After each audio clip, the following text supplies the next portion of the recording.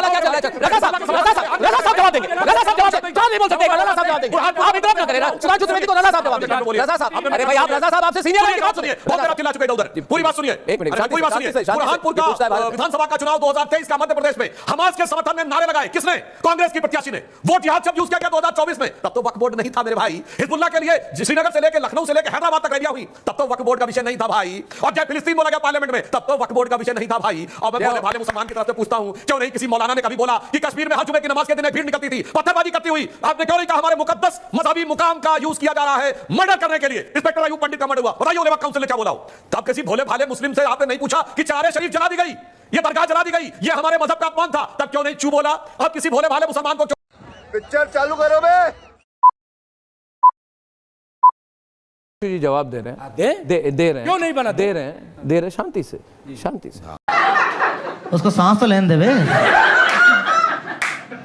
जी मैं जवाब दे रहा हूं, सुनिए। पहली बात, जो बहुत जोशो जुनून में बोल रहे हैं रिजवी साहब, आपको पता है कि राम मंदिर मामले और वक्फ बोर्ड क्या क्या कनेक्शन है? बताइए, अगर पता है। हवा मत बोलिए, फैक्ट के साथ बोलिए, डेट के साथ। पता है, नहीं पता है तो मैं बता। पता क्यों नहीं है? राजनीति बताना चाहता हूं। सुन्नी सेंट्रल वक्फ बोर्ड राम मंदिर मामले में पक्ष ही नहीं था, वो दिसंबर 1961 में बना है। 1961 से पहले सारा मुकदमा केवल हिंदू पक्षों के बीच में था। 22-23 दिसंबर 1949 की रात को मूर्ति प्रकट होने के बाद 12 साल का टर्म होता है कि आप टाइटल सूट आपका क्लेम खत्म हो जाएगा। जब 12 शांति 1 वर्सेस 4 चल रहा है। ये भगवान क्या जुल्म है। Please, Sunni central Waqf board इसमें बना पार्टी क्यों बना?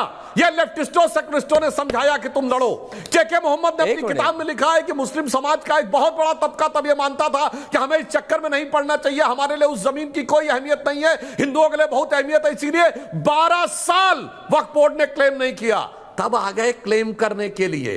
और उसके बाद आज मैं बताना चाहता हूं, मौलाना अंसार रजा ने कहा भोले भाले मुसलमान, तुम्हें अंसार रजा जी सुन लीजिए, अंसार रजा जी, कि ये हिजबुल्लाह और हमास के पोस्टर लेकर कौन सा भोलापन दिखा रहे हैं।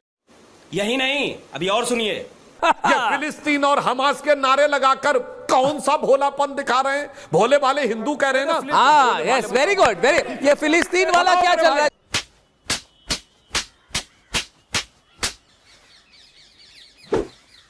रजा साहब जवाब देंगे। रजा साहब जवाब देंगे। चार नहीं बोल सकते, एक बार रजा साहब जवाब देंगे। आप इंटरप्ट ना करें ना। सुधांशु त्रिवेदी को रजा साहब जवाब देंगे। रजा साहब, अरे भाई आप रजा साहब आपसे सीनियर हैं, उनकी बात सुनिए। बहुत देर आप चिल्ला चुके हैं उधर। पूरी बात सुनिए, एक मिनट, पूरी बात सुनिए। बुरहानपुर का विधानसभा का चुनाव 2023 का मध्य प्रदेश में हमास के समर्थन में नारे लगाए किसने? कांग्रेस की प्रत्याशी ने। वोट जिहाद शब्द यूज किया गया 2024 में, तब तो वक्फ बोर्ड नहीं था मेरे भाई। हिजबुल्लाह के लिए श्रीनगर से लेकर लखनऊ से लेकर हैदराबाद तक रैलियां हुई, तब तो वक्फ बोर्ड का विषय नहीं था भाई। मजा नहीं आ रहा है। और जब फिलिस्तीन बोला गया पार्लियामेंट में, तब तो वक्फ बोर्ड का विषय नहीं था भाई। और मैं भोले भाले मुसलमान की तरफ से पूछता हूं, क्यों नहीं किसी मौलाना ने कभी बोला कि कश्मीर में हर जुमे की नमाज के दिन एक भीड़ निकलती थी, पत्थरबाजी करती हुई? आपने क्यों नहीं कहा हमारे मुकद्दस मजहबी मुकाम का यूज किया जा रहा है मर्डर करने के लिए? इंस्पेक्टर अयूब पंडित का मर्डर हुआ, बताइए उलेमा काउंसिल ने क्या बोला हो? मैं नहीं दिखाऊंगा। तब किसी भोले भाले मुस्लिम से आपने नहीं पूछा कि चरारे शरीफ जला दी गई, ये दरगाह जला दी गई, ये हमारे मजहब का अपमान था, तब क्यों नहीं चू बोला? अब किसी भोले भाले मुसलमान को क्यों नहीं बताया कि सबसे मुकद्दस मस्जिद मुसलमानों की हिंदुस्तान में है तो हजरत बल है, जहां मोहम्मद साहब का मुंह मुकद्दस रखा है, उस पे आतंकवादियों ने कब्जा कर लिया मेरे भाई। तब भी कोई नहीं बोला कि हमारे मुकद्दस मुकाम के साथ क्या हो रहा है। मगर क्यों? भोला समझ रखा है, क्या समझ रखा है? ये भोले भाले हिंदू की बात नहीं है, भोले भाले मुसलमानों के ऊपर नहीं, खुद बोलिए, खुद सुनिए। नहीं, रजा साहब कुछ तो बोले करने वालों का। देखिए, वरना मैंने आधा दर्जन उदाहरण गिनाए। एक मिनट, अभी मौका है रशीद शरीफ साहब का। रशीद शरीफ साहब जवाब देंगे।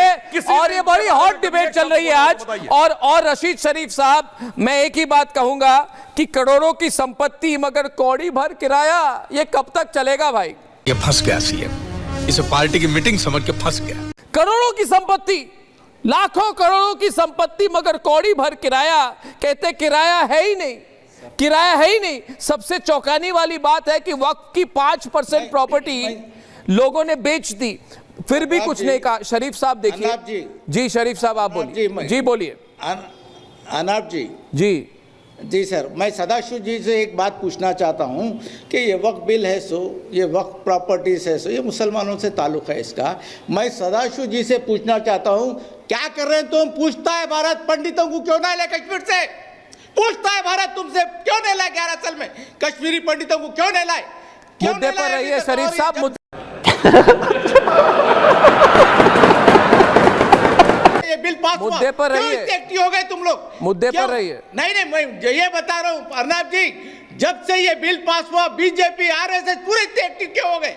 क्यों मस्जिदों को घेराव कर रहे, मस्जिदों के अतराफ फिर रहे, मदरसों को बंद कराने की चक्कर कर रहे, कब्रिस्तानों पे बुलडोजर चला रहे लोग, क्यों खामोश बैठे हुए? अरे पूछता है भारत तुमसे, कब तक हिंदू मुसलमान क्या कहना क्या चाह रहे हैं भाई आप? कहां पे चला है? रिजवी साहब आप नहीं, शरीफ साहब पूछता है भारत, तथ्यों पे बात करें, तथ्यों पे बात करें। तथ्यों पर बुलडोजर चला रहे हैं आप, तथ्यों पर बुलडोजर चला रहे हैं। सच्चाई से बात करें। कैसी बात कर रहे हैं आप? मैं चैलेंज करता हूं रशीद साहब, मैं चैलेंज करता हूं आपको रशीद शरीफ साहब। एक मिनट राशिद शरीफ साहब, ये राशिद शरीफ साहब मेरी बात सुनिए, राशिद शरीफ साहब, देश को खत्म शरीफ साहब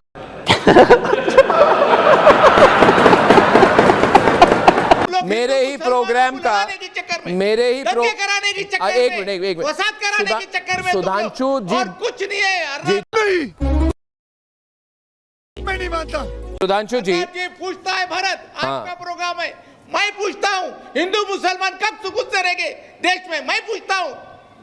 मैं देखिए शरीफ साहब, सुधांशु जी आपका जवाब देंगे, मगर दोस्तों ये पूछता है भारत है। मेरे ही प्रोग्राम में मेरे ही प्रोग्राम में मेरे ही लाइन पे कब्जा करते हुए तथ्यहीन एक बात कही गई है। और मैं सिर्फ शरीफ साहब से एक सवाल पूछ रहा हूं कि शरीफ साहब, दोबारा पूछ रहा हूं आपको मैं, आपने मदरसों की बात की, मदरसों को 14,014 संपत्तियों का संभावित एलोकेशन था।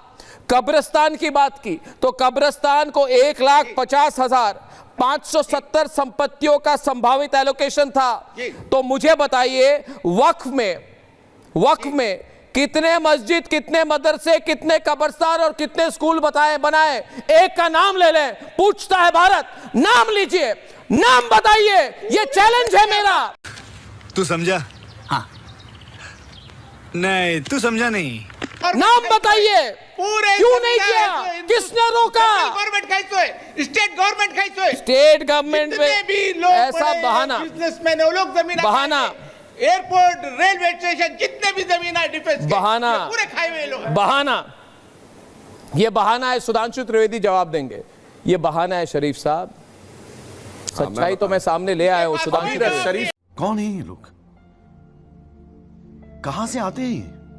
बहुत जोश में बोल रहे थे, इन्होंने कहा मदरसे बंद करवा दिए। मैं भी चैलेंज करके कहता हूं, एक लीगली रजिस्टर्ड मदरसा बताइए जो बंद हुआ हो। एक लीगली रजिस्टर्ड मदरसा बताइए। चैलेंज करके पूछ रहा हूं। झूठ बोलते हैं सरासर। अरे इलीगल है तो बंद होगा भाई। इलीगल तो कोई स्कूल चलेगा तो बंद होगा, इलीगल गाड़ी होगी तो बंद होगा, इलीगल प्रॉपर्टी होगी तो बंद होगा। लीगली रजिस्टर्ड मदरसा बताइए जो बंद हुआ हो। ये मैं हमारी कोशिश है, फिर चिल्लाने लगे, इसकी हमारे मदरसों की मस्जिदों की। अरे लीगली रजिस्टर्ड दिखाइए ना, क्या लीगली रजिस्टर्ड था और बंद कर दिया गया? जवाब बताइए। लीगली रजिस्टर्ड था तो बंद कर दिया गया, बताइए।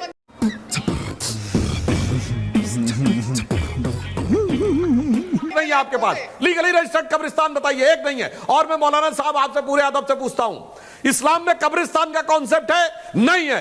पक्की कब्र का कॉन्सेप्ट ही नहीं है। कब्रिस्तान का कॉन्सेप्ट कहां से आया? रजा साहब, अंसार रजा कब्र का कॉन्सेप्ट, अंसार रजा साहब जवाब देंगे। और इस बारे में अंसार रजा साहब जवाब देंगे। जवाब दे। जाकिर नाइक जैसे लोगों का वीडियो अवेलेबल है।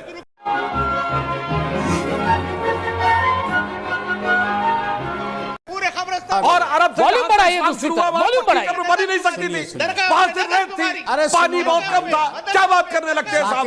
अब आके कब्र और कब्रिस्तान और सारी बातें होने लगती हैं। फिर भी बताइए, रजिस्टर्ड एक कब्रिस्तान जो बंद हुआ हो, 50-50 रजिस्टर्ड एक मदरसा जो बंद हुआ हो, रजिस्टर्ड एक इंस्टीट्यूशन जो बंद हुआ हो, यहाँ तक कि उल्टा है, आपने तो एएसआई वाली जो मस्जिद थी वो कब्जा कर ली थी, एएसआई की प्रॉपर्टी कब्जा कर ली थी।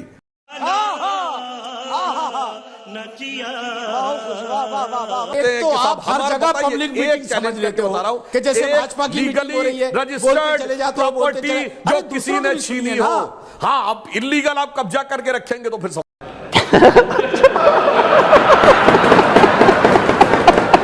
तो अगर आज का वीडियो आपको पसंद आया हो तो चैनल को लाइक करें, शेयर करें और सब्सक्राइब करें। जय हिंद।